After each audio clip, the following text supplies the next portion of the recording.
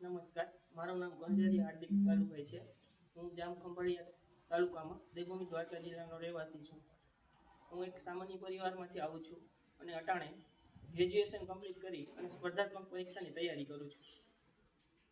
સ્પર્ધાત્મક પરીક્ષાની તૈયારી કરતાં ટૂંકમાં અટાણે પેપર ફૂટી જવાનો આપણા દેશમાં કે ગુજરાત રાજ્યમાં બધી જગ્યાએ બહુ ટૂંકમાં ચાલી રહ્યું છે કે લાખો વિદ્યાર્થીઓ ઘણી બધી મહેનત કરી અને તૈયારી કરતા હોય છે અને તૈયારી કરવામાં એ લોકોને ઘણી બધી તકલીફ પણ પડતી હોય છે, જેમ કે ઘરની પરિસ્થિતિ, ઉંમરનો પ્રશ્ન હોય છે. ઘણીવાર કે આવા પેપર ફૂટી જતા હોય તો પરીક્ષા માટે ઉંમર જતી રહે છે અને પછી ભવિષ્યમાં તેમનું ખુદનું ભવિષ્ય એક બરબાદ થઈ જાય છે.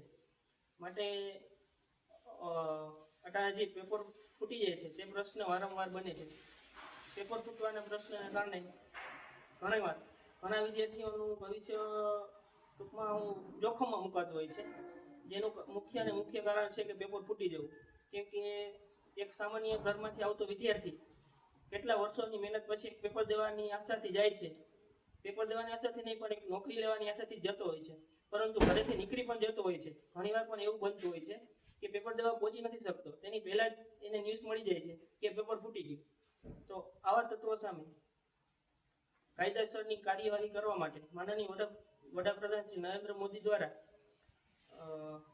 જે નવો કાયદો લાવવામાં આવ્યો છે, જાહેર પરીક્ષા અધિનિયમ, જેના કારણે જે પેપર ફોડનાર છે, આવા તત્વો છે, તેના સામે કાયદેસરની કાર્યવાહી વધુ પ્રમાણમાં અને જડ રીતે રહેવાય, તેના કારણે સામાન્ય પરિવારમાંથી આવતા નાના માણસો કે નાના વિદ્યાર્થીઓ અને તાત્કાલિક